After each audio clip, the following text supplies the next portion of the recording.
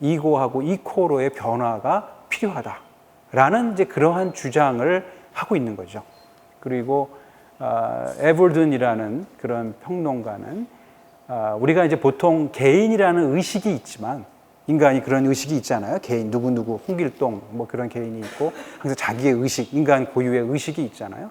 하지만 그거는 개인이 갖고 있는 의식이지만 사실은 그런 의식조차도 개별이 싱글로 존재하는 것이 아니라 맥락화된 그 범위 내에서 어떤 있는 개인인 것이다. 말하자면 우리가 자기의 자아가 있는 것처럼 보이지만 그 자아 자체가 어떤 그 다른 환경에 의해서 지배를 받는 것이다. 이런 논의들을 많이 하고 있습니다. 그리고 그런 것의 근거는 아시다시피 생태학 이론, 이코시스템에 대한 여러 가지 과학적인 논의들, 뭐 생태학 법칙들이 쫙 있어요. 그래서 뭐 그러한 것이 적용이 돼서 인간의 어떤 그 문학 활동, 철학적인 활동, 문화적인 활동들도 이제 그런 거에 대입해서 이해하려고 하는 이제 그런 것이 이제 생태 비평의 어떤 방향이 되겠습니다. 그래서 여러 가지 분야가 있지만 아주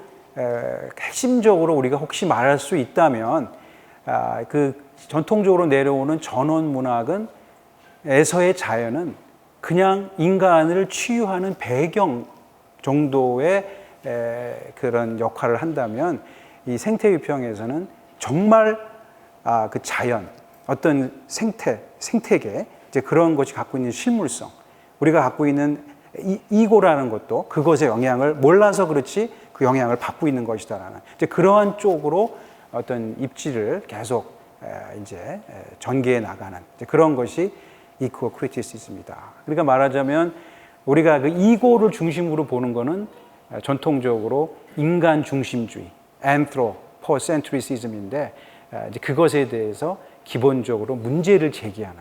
그러니까 기존의 자연 문학은 사실 알고 보면 자연을 중시한다고 하면서도 결국은 자연 자체를 이용해서 치유를 받고 다시 돌아오는 그런 구조라면 그렇게 됐을 때 지금까지 온 인류의 문명이 막다른 골목에 왔다라는 위기의식, 그래서 근본적인 어떤 생각의 전환이 필요하다. 이렇게 생태학자들이 말하고 생태비평가들이 말하고 있습니다.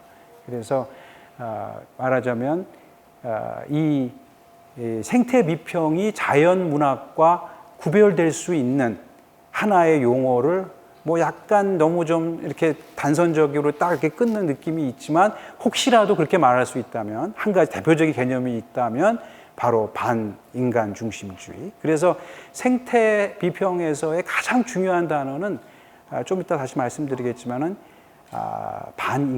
인간 중심주의. 그래서 그거에 반대하고 뭐 어느 정도까지 과연 인간 중심주의를 벗어날 수 있느냐. 이것이 이제 핵심인 거. 모든 게 간단한 것처럼 보여도 되게 복잡한 양상이 전개가 됩니다. 특히 이제 환경윤리 이런 거 나오면 도대체가 어디까지 그의 주체를 인정하고 뭐 이런 복잡한 문제들이 나오는데 간단히 보이는 것 같아도 상당히 이제 알고 들어가면 복잡해지지만 하여튼 하나의 우리가 용어로 빌려서 말하자면 생태비평에서는 인간 중심주의라는 그런 컨셉, 그래서 그거의 엔타이에 대한 개념, 그거의 비판. 근데 또 나중에 나오지만 과연 가능하냐, 인간 중심주의 벗어나는 것이 뭐 그런 논의들이 어떤 비평의 가장 큰 중심을 이룬다. 이렇게 이해할 수 있지 않을까 이런 생각을 합니다.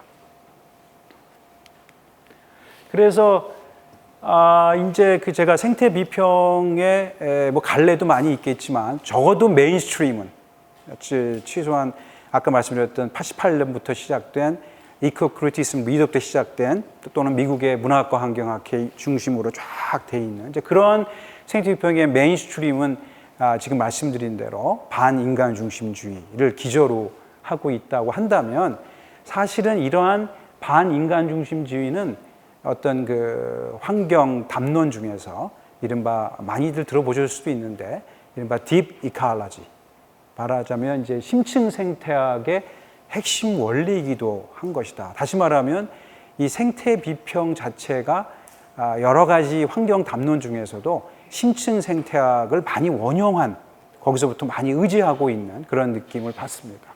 그래서 이제 환경 담론 이제 그런 것으로 이제 같이 생각해봐야 될 것 같은데요. 심층 생태학은 말하자면 이제 그 환경 담론도 몇 가지로 나눌 수가 있을 텐데 뭐 많이들 아실 것 같긴 한데요.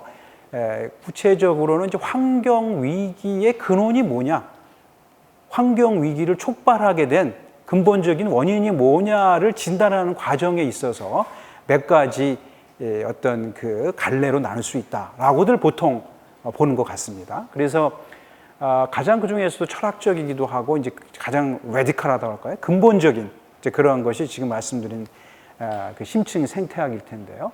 그러니까 심층 생태학은 인간 중심주의가 문제다. 거기서도 상당히 철학적인 얘기죠. 인간 중심주의 모든 것을 인간 중심적으로 막 인간이 엄청난 파워를 갖게 되면서부터 그것이 문제가 되고 있다. 뭐 그런 얘기죠. 오늘도 미세먼지가 좀 많았다 그러는데요. 인간이 이렇게까지 힘을 갖지 않았으면 아마 미세먼지는 이렇게 있지 않았을 것 같은 생각. 그런 식의, 근데 그거는 이분들은 단순히 그 계량주의로 해결될 수 없다라고 보는 입장이에요. 근본적인 생각 자체를 바꾸지 않는 한은 계량함을 할수록 또 계속 문제가 생긴다는 거예요. 그러면 그런 근본적인 생각들을 갖고 있는 것이 이른바 심층 생태학자들입니다. 그리고 이 심층 생태학자들은 여러 가지 그 환경 관련된 사조에 큰 영향을 준 거죠.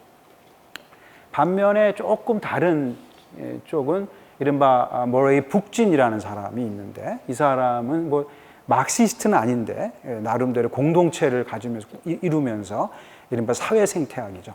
현 사회가 문제가 있어서 이런 사회가 조화로운 사회, 지배와 착취의 사회가 됐기 때문에 이런 환경의 위기가 생긴 것이다 라고 보는 입장입니다. 그래서 인간이 자연 친화적인 조화로운 착취가 없고 그런 지배관계가 아닌 그런 사회를 일군다면 환경 위기도 해결할 수 있다라고 믿는 그런 모형을 제시하려는 사람들이 있습니다.